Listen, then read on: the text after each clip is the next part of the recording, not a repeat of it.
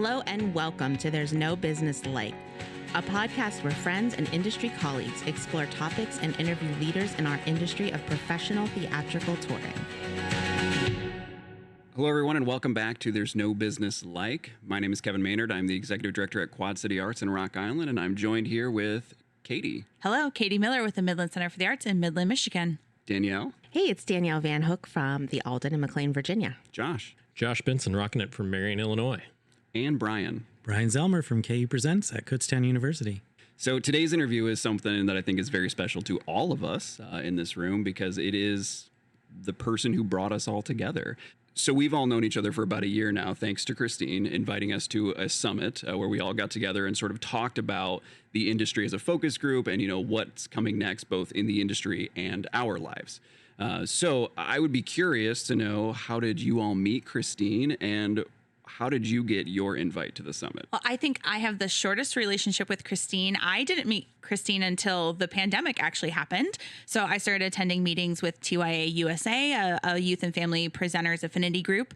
And some of the agents came and joined that conversation one day. And out of that, I just get this email from Christine Cox saying, "Hey, I think you're pretty cool. Do you want to have a phone call?" And I was like, "Yeah, sure. What else am I doing? I'm sitting in my house by myself." What was supposed to be a 30-minute conversation turned into 2 hours of us just chatting and getting to know each other and sharing stories and talking about what we were up to. And I just specifically remember wandering around my house and ending up in my kitchen and being like, "Oh my, we've just spent 2 hours on the phone. I should probably let you go." And out of that has come a really great friendship, and I'm really grateful for that. Yeah, so I started my current job in 2015, and The Amazing Max was a part of the season that I was blessed to inherit. And so, as I was getting into my role, I was kind of calling all the people that I was going to be presenting and introducing myself and talking through some things. And Christine happened to be one of those people. So I was really just lucky. It was supposed to be probably a short call to check in. And, we were like, "Oh, hey, yeah, we kind of get along." And then it's just kind of grown from that time of so we have this situation. What do you think you guys can do given these circumstances? Yeah. And then that brings us to the future of just hey, what about this? I met Christine several years ago. I don't remember exactly what year, but at an APAP, that's when I met her. But we didn't really have a close relationship at that point. It was several years later that we ran into each other at one of those hangs that we've talked about. And that's when I really started getting to know Christine and Max. And fast forward to the pandemic, she would call me out of the blue once in a while and say, "Hey, what do you think of this idea?" Or "I had this idea and wanted to bounce it off you." And we would talk for a while. And I remember when she was first thinking about trying to do the magic lessons that Max was doing, but with theaters and things, which I think many of us here have already worked with her on that back during the pandemic. And so it's just, we've had a really good relationship with her. And then when she invited us to get together and introduce us, it was just a really magical moment, I think, that she saw something that we should be connected. Yeah. For me, it's been 8 or 9 years, I think. It was Arts Midwest Milwaukee. The prior Arts Midwest, I met Kathleen Toner, who is now married to Michael Mashala, and her and Christine were best friends. We ran into each other in the lobby in this hotel in Milwaukee, and Kathleen was like, "Josh, you have to show Christine the picture of your daughter with the giant bow on her head," because she thought it was the funniest thing and the sweetest thing and everything else. So it all centered around a picture of my daughter, and we became great friends instantly, and it has continued to develop and flourish from there. And then I was lucky enough to meet all of you at the summit as well and be put together with that. So I met Christine through a conference and mostly through Max, just being, going to different showcases and being sort of obsessed with magic. And I mean, I can't do magic. I know nothing really about it, but just loved it. And Max introduced me to Christine. And so we eventually booked The Amazing Max, and Christine came to the theater, and then we just hit it off really there. Like most of you have gotten phone calls of "Hey, I've got an idea," or "Hey, I want to talk about this," and then, we'll spend 2 hours talking about our lives and see, and eventually get to the actual business component of that. But I don't know what you're talking about. That's right. Never had that happen before. Yeah. The getting to the business component part of it. I don't know. Eventually. So, but when she was talking about this concept of a summit of basically a focus group, and her saying, talking about this, I was like, "I think it's a great idea. When are you talking about doing this?" And she was like, next week. I was like, I'm in, let's do this. Which, obviously brought all of us together and really made this happen. So, which I think is pretty cool. So we had a great conversation with Christine, and I say we because Danielle and Bryan joined me on this conversation because it was hard to choose who would get to talk to Christine. And frankly, we all wanted to do it. So we were able to sit down and do that. So I hope you all enjoy our conversation with Christine Cox.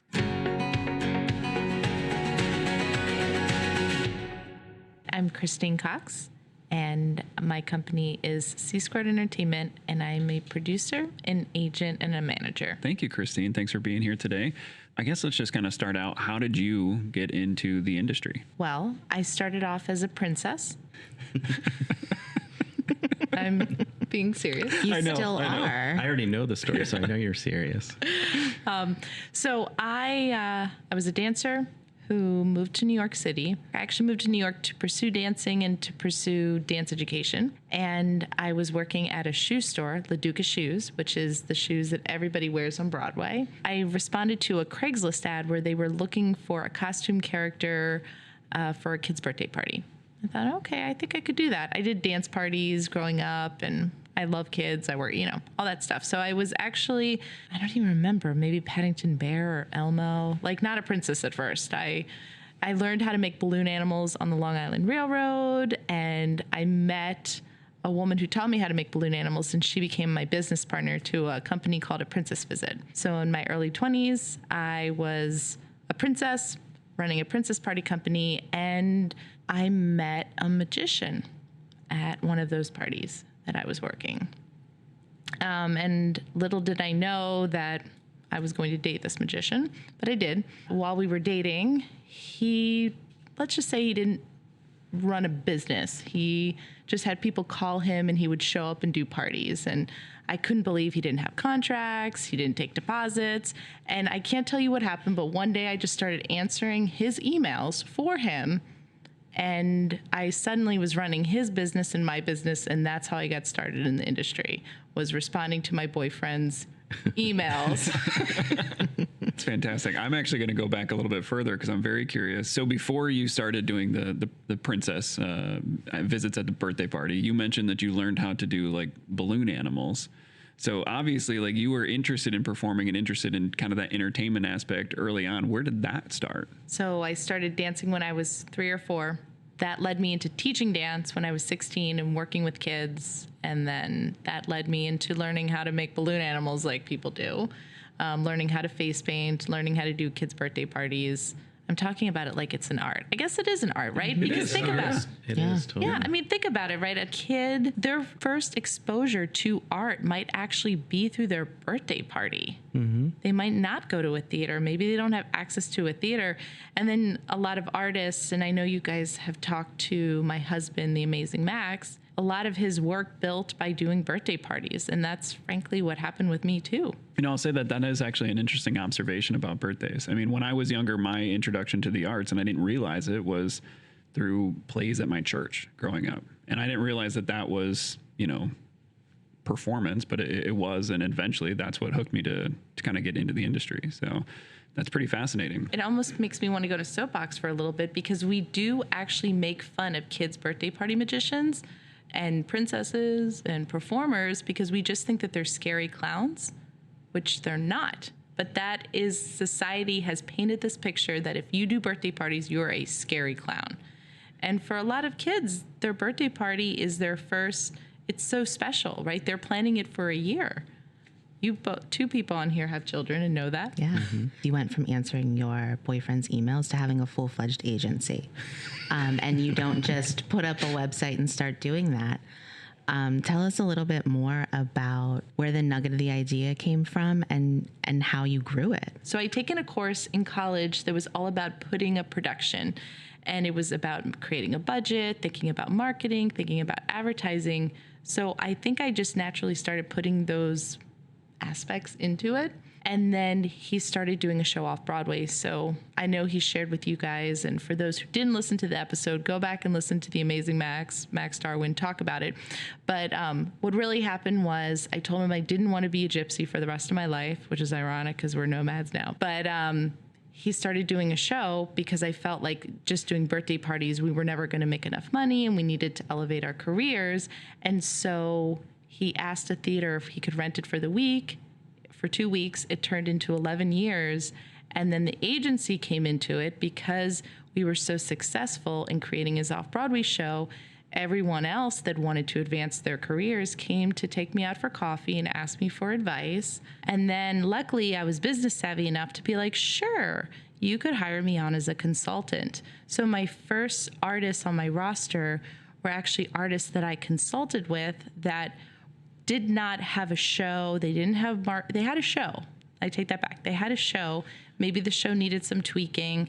They didn't have marketing materials. They didn't have a tech writer. They didn't have a grasp or an idea of how they were going to take their show and put it into an actual theater. What type of artists are we talking about? At that point, when I started the agency, it was all family artists. So the show that I had created with Max was a family show.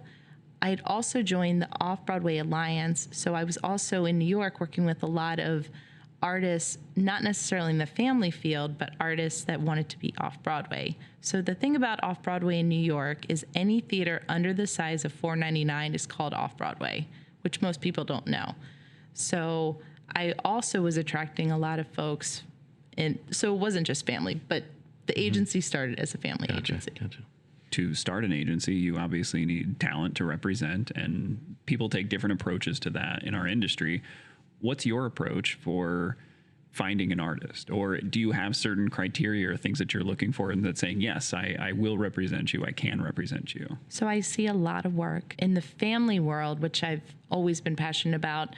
I was lucky enough to be on committees. There's a lot of awards out there, and there's a lot of committees that you don't even know about. So if you're trying to pinch your pennies and can't always afford, because that's the problem, is some folks can't afford to see things, and that's just the nature of the beast, is to join committees. So I joined a family nominating committee where I got to see a lot of shows.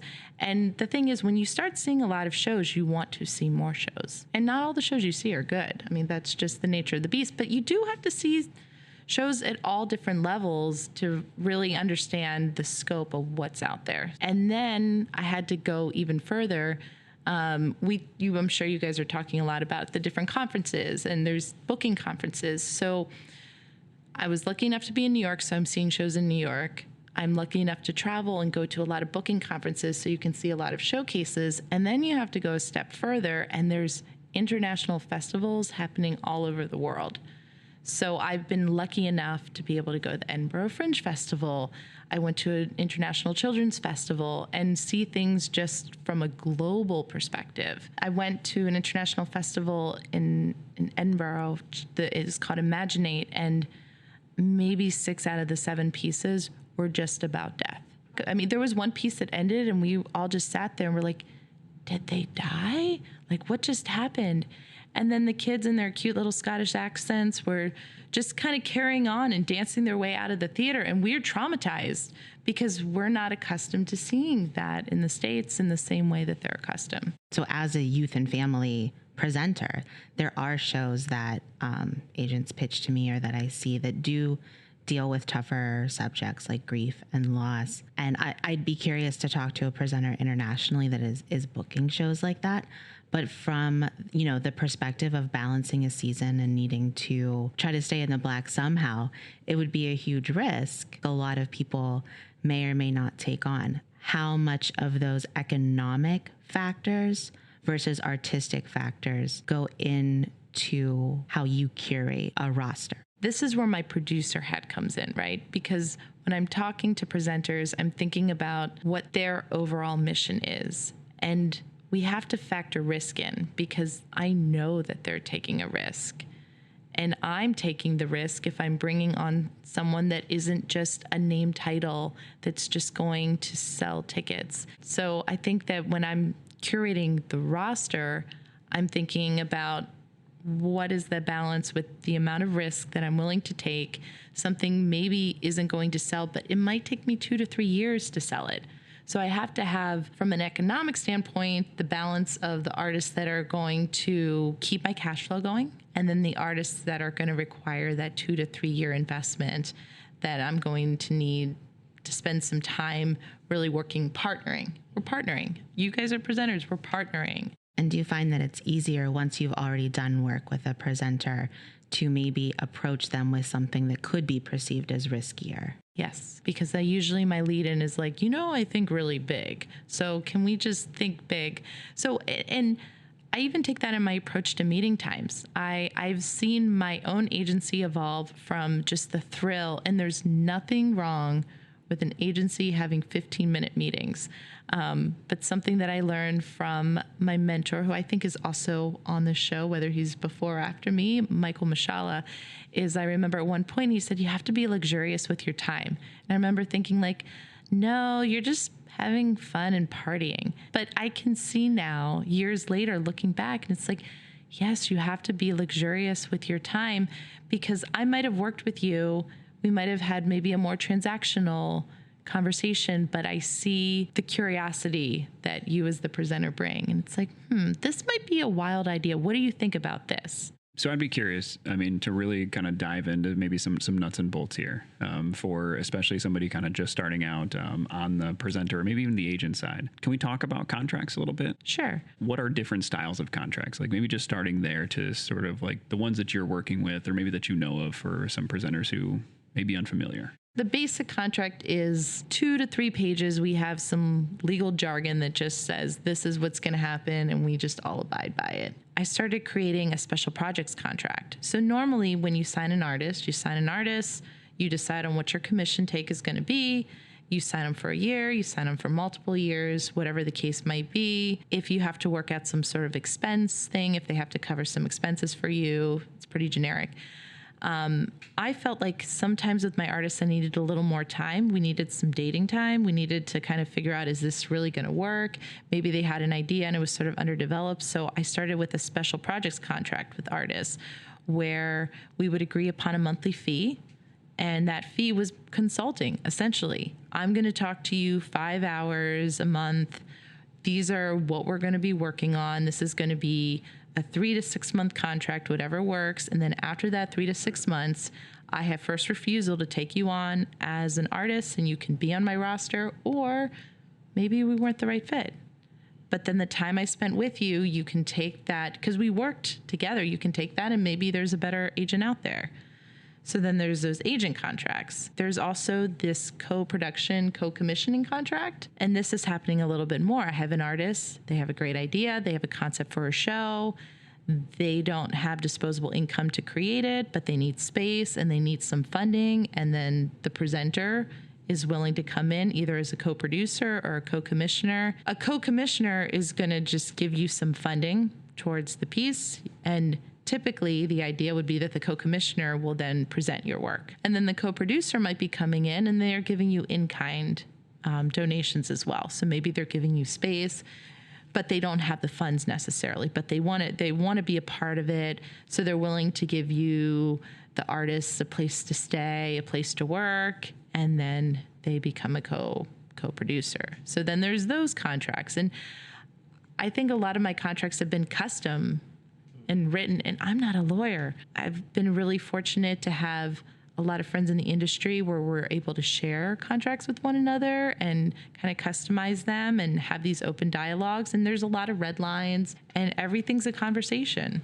Do you usually approach the artist that you want to work with, or does it happen both ways? Or do they typically just come to you and then you look into them, and if they interest you, you'll pursue it? I mean, what's your process? It's both. It's not a balance though. I'd say 80% of my artists pursue me. I was at the Palm Springs Short Film Festival, and I saw a documentary that was really inspiring, and I signed up for the mailing list. All I did was sign up for the mailing list. I didn't send an email, anything. And this person did something I would do, which is called stalk the person that signed up for your mailing list. And she read up about me, and she wrote me back. She thanked me for signing up for the mailing list and then told me how she had read about me and the work that I'm doing And we're in conversations right now about a potential project working together. I had actually fully intended to reach out to this person, but just signing up for the mailing list was kind of all I did at that moment. I think the lesson here to all the viewers listening is that we have these tools available to us. If someone signs up for your mailing list, like put an option for people to sign up for your mailing list and know that maybe only 5 people a year will actually sign up for it. But if those people are doing that, research them. So I've worked with you for the past few years, and I think that you do really inspiring work with your artists. We've had great collaborations. Do you think that there is an artistic process that has sort of like complemented like the business side of your brain? Like, do you think do you think that you lead in business with like an artful touch? Do you think that that's somehow that way of thinking? It's ballet, Danielle. That way, so yeah, you have to develop a language, you have to develop a technique. Do you feel like that experience growing up affected the way that you're able to think now about business? I said ballet because what I mean by that is being a dancer, every ballet step starts with a plie, it goes into a tendu, into a rond de jambe. There's a step that leads to the next and leads to the next. And I think that I'm really pragmatic in my approach. And the creativity comes from my experience as a dancer. And it's even like, look back to the artist contract, right? It's like, well, let's be pragmatic about this. Let's start off and, do this 3-month approach to get to the next step, And, it's like warming up. So for an artist who has never worked with an agent or a manager, what would be like some red flags as to like, this is not the right contract? Like they're asking for too much of a percentage or they're asking for too much of this. What do you think should be the red flag for an artist who's working with an agent? You should not assume that agents, managers, producers are out to get you, but you should understand what you're walking into. So we early in producing, we got into a really bad contract where we had to essentially sign 50% in perpetuity. Ooh. We hired a real estate person. That person was not the right lawyer to look at the contract. There are agencies out there that specifically look at entertainment that you could pay them $200, and $200 feels like a lot of money, but it's $200 well spent to have them review the contract. Just make sure, even if you love the person, even if you feel like you trust the person, just to make sure that the contract is in your best interest, because the agent we're going to send you a contract that's in our best interest. I'm hearing a lot in there too about negotiation, the importance of negotiation, because you mentioned how the agent is looking out for the agent, this person's looking for that. It really is something where there's got to be a meeting of the minds, or meeting of something where it's a balance and we get what's fair for everybody. That's really the goal, right? And I don't know how you all work in your organizations, but whenever, I receive a contract, I review it for the best intentions of our organizations with our policy and our procedure. And not to say that we're not also looking out for the artist in some way, but, we're reviewing it based on what it is that we need to do. Oftentimes, if an artist is protected by an agent or a manager, they're completely unaware of this stuff that we as agents, managers, and presenters are oftentimes taking hours out of our life. I mean, the amount of time I think about in the early days just trying to learn about certificate of insurances and try to understand why I'm being asked to supply a COI, an additional insured COI. They sent an address. And then I started learning about this term waiver of subrogation. And in the state, and this is a good thing to note, that if you're an individual artist like Max, who's a magician, they have what they call clown insurance. And so you can join for a magician or a clown or a juggler or a circus performer, you can join these organizations that you can get discounted insurance, liability insurance. So you get the insurance and you pay a flat rate. Let's call it somewhere between $200 to $500 a year, depending on how large your company is, whether you're one person or you have multiple people. And then it starts getting dicey, because then you get a boilerplate contract, perhaps from a university or a state organization that's like, oh, you have to have a waiver of subrogation. So I call them like, well, what is that? And they're like, oh, that just means that hypothetically, magician is performing on stage. There's water on the floor. Child slips and busts their face, and now they have head trauma. Well, because we have a waiver of subrogation, the waiver of subrogation means that there's no dispute whether the artist's insurance covers it or the venue's insurance covers it, and automatically the artist's insurance has to cover. So the artist is on stage has nothing to do with the water. The water is from a sippy cup from another family that's there, and it's spilled. Child slips and falls. Suddenly, the Amazing Max Insurance has to pay out the insurance claim for the child who has head trauma. And I went head to head with a predominant synagogue in New York City saying, this is not fair. Many hours, many back and forth, and then we finally were able to drop it. But I was fighting on behalf of the artists, and I think a lot of artists, and I haven't heard nightmare stories, but I can imagine. Now I know what a waiver of subrogation is, and I say no every single time. And most of the time, there's not water spilled from a sippy cup. And we have an amazing time. We're here for the audience, and, people feel engaged and uplifted.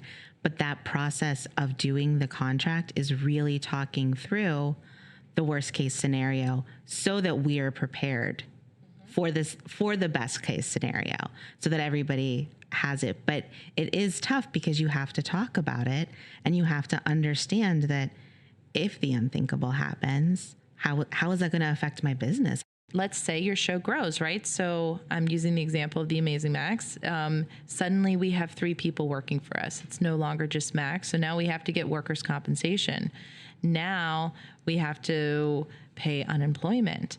Now we're told by the state that you can no longer hire people as an independent contractor, but you have to make them an employee. So now suddenly you're paying a performer $100 a show. You now really are paying someone $175 a show because now you're covering their unemployment. And we had a really, really hard lesson early on where we lost $20,000. And I tell you, $20,000, that's not a small penny because of somebody who had filed for unemployment, and we got audited, and I had to give them 3 years worth of all of my accounting. And somehow magically it felt like, wow, I can't believe we had hired 96 people throughout that time. And then we had to pay back unemployment. So the person I paid $36 to flyer around the hotels in New York City, this is when I was producing in New York, we had to pay unemployment from that person. Wow. So, obviously it sounds like you've learned a lot. And this is why I charge people to consult with them, because truly, we're going through the nitty gritty, but you don't know what you don't know. And I'm happy to sit down with artists, and I've helped artists set up LLCs, helped artists navigate getting workers' comp, getting unemployment, getting liability insurance. It's just a part of what you do, because I need my artists to do what they do, right? That's really what it all comes down to. So if they're stuck in the weeds dealing with all of this stuff, if we could have prevented all of that, and we can set you up, give you a strong foundation, then you as the presenters get the artists at their best. Christine, I have a time machine. A lot of people know this by now, but I want to bring you back on it. We're going to see Miss Christine. Actually, no, we're going to see Princess Christine. And I just want to give you a minute. Is there any advice that you wish she had at that time, or just some encouragement even? I came from an artistic background, and I can't speak for most producers and agents and managers, but I think I would say most of us came from an artistic background, and you feel like you have to choose. It's either one or the other. And I think what I would tell myself, or anybody out there younger listening too, is that maybe your energy is going in a different way. I feel like even from a business perspective, what I'm doing is still creative. And I'm still following the same ballet approach of I have to start with the plie to the tendu to the ronde, that I'm going from one step to the other, and then I'm fulfilling myself because I'm dreaming big and building bigger projects. So actually, can I tell myself 2 things? Yeah, go for it. All right. So the 2 things I'm going to tell myself is to keep dreaming big. I don't think I dreamed that big when I was younger. I think I had more confidence later. So dream big. And then you don't have to choose. find a way to take all the things that you love and find a way to make them complement each other. For new presenters entering the field, obviously you've had an opportunity to work with hundreds of those individuals and hundreds of presenters. So what advice would you give somebody new to this industry? I've been a big proponent for mentorship, and I don't think that we prioritize mentorship enough. And this is not just for those coming into the industry. This is for those already in the industry. I think too many people forget about themselves when they were first starting out.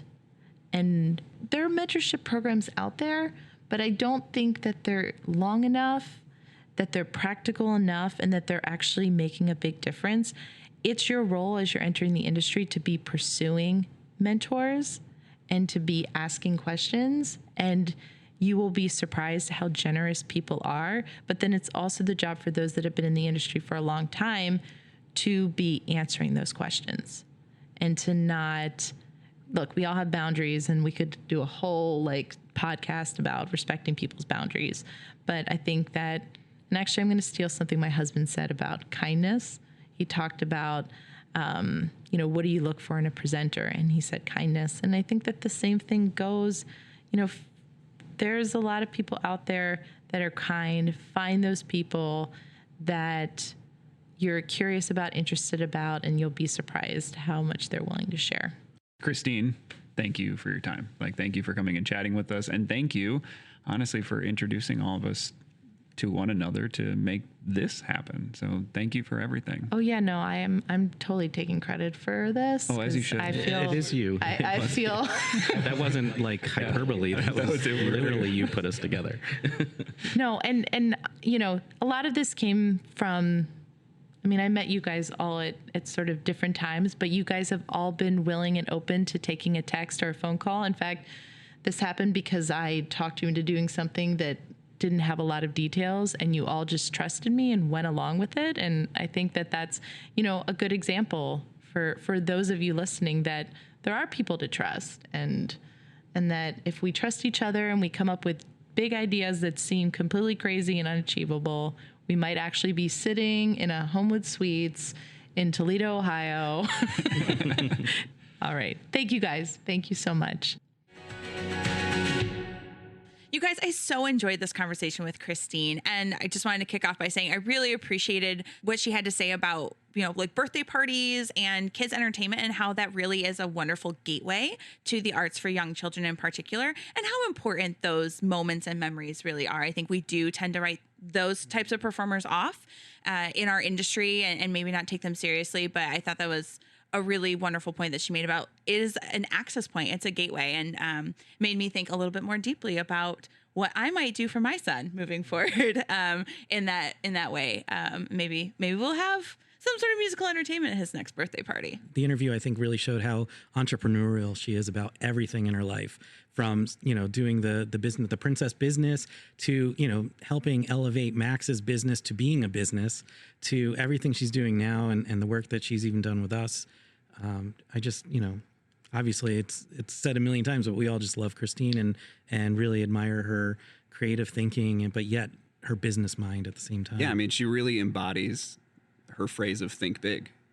All the time she's like, how do you get this to the next level? Or what are other things that you could do with that? That really speaks to her entrepreneurial spirit. Thinking about the timeline of when Christine was kind of embarking on this business with Max and starting her own agency, not a lot of women were doing that at the time. And being a woman in the industry and being a friend and colleague of hers, I didn't really know the details of how that all came to be. And it makes me appreciate what she has done even more so. And I think, frankly, it probably took a lot of courage and a lot of moxie to make that happen at that time and to step out on her own and put things into play. So doing the strategy consulting work with artists and then figuring out how to parlay that into more of an agency format.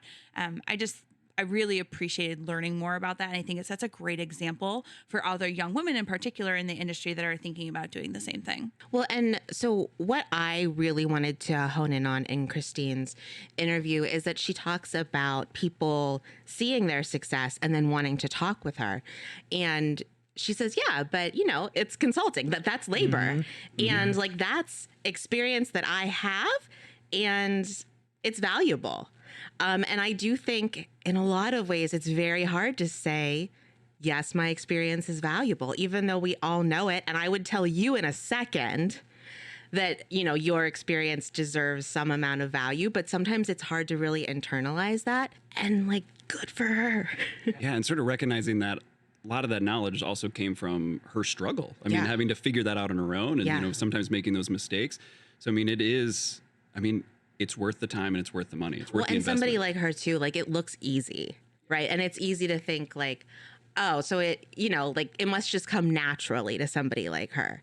But I love hearing her talk about, yeah, like the process and what it took for them to get to that point. And to talk about her bravery, like she mentioned in the interview, she'll have like a part of an idea, but not fully fleshed out. And yet she's all in if it's something that speaks to her, even if she isn't able to see the whole thing yet. I can't imagine working that way because that would terrify me. But thank God that Christine does that because she comes up with the big ideas and is able to see those. And like through. we said, that's how we Yeah. that's Yeah. how we all landed here. Yeah. Is we were the first summit group that they had, and in turn, like she was talking to us about it as an idea and made it a real thing during the conversation with us, and an immediate real thing. Yeah. Yeah, like 2 days so- later, I had a plane ticket. Yeah, like, and so like it really is like not only does she think that way, but she takes action, and she takes action quickly, and that's really impressive. To have the mind to think of it and to you know work through some of those things is impressive, but having the boldness to act upon it and act upon it quickly so that you don't lose the idea and you don't lose the momentum is incredibly key to success in an entrepreneurial spirit. I also wanted to thank Christine for going into such depth regarding all the different types of contracts that she works with. That was like a masterclass in contracting and contracting language. I have been administering contracts for many years now, and there were things that I had not really thought about or had not seen in a contract that she mentioned during your conversation. So I really appreciated that, and I really hope that that is useful for others out there as well. And we've talked about other contracts being presenter, hiring an artist, but I like that she also brought in the artist agent kind of contract too. Yeah, and we're not on those kind of contract negotiations, but the idea of bringing on an artist as like a special contract and doing 3 to 6 months of consulting, and like she called it dating, which feels right. And to then be able to see at the end, like, is this a good fit? Or like, maybe, you know, this has been a great opportunity to get to know each other, but like, it's not a good business relationship. And I think that's sounds so smart. Well, and it's a cool approach because they're also walking away with like the next step in their business plan. Right. You know, they work together and they're walking away with what they created, and that's really cool. And just her talking about sort of that risk and reward of bringing on a new artist. That, you know, obviously, you know, you want the person who's going to, you know, do really well and go out there, but sometimes like that's going to be the long haul, and like there's some risk to that. Well, thank you all for joining in and having a conversation about Christine Cox. Very excited for next week's interview. That is with Michael Mushala, who we've mentioned a couple times in this, and who is the other party that brought us together for that summit. So that'll be a great conversation to, you know, celebrate our 1-year anniversary of us meeting together. So thank you all for being here, and thank you all for listening. All right, everyone. Thanks for listening to There's No Business Like. Our producers and hosts are Bryan Zelmer, Josh Benson, Kevin Maynard, Katie Miller, and me, Danielle Van Hook. Views expressed in this podcast are ours alone and are not reflective of the organizations we are a part of. Keep up with us at nobusinesslike.com. There you'll find links to all of our episodes and socials. If you like this podcast, give us a like, a follow, a review, or our favorite, a 5-star rating. Oh, wait, what was that site? I got it, don't worry. It is nobusinesslike.com. Do I sound out bus-I-ness every time I type it? Yep, sure do. Stay in touch, my friends. And I mean, obviously leads into our entrepreneurial spirit. Say it.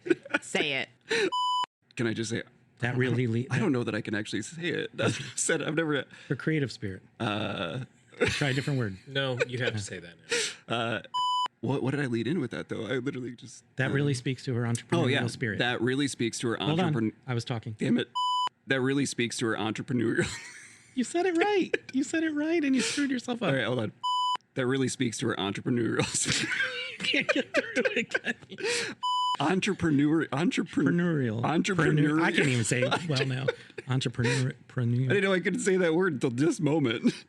I'm glad you're all here to witness my embarrassment. That's the entire act. Just you trying to say that word over and over and over. And over. Hold on. I think I can do it. Entrepreneurial. Entrepreneurial. Best thing is you get through it and then you go back. What's sad is you said it right the one time, and the first time you don't think cracked about up. All right. Yeah. Wait, what's the part of leading it? That really speaks Oh, that to really it. speaks. Entrepreneurial spirit. Yay! Look at you.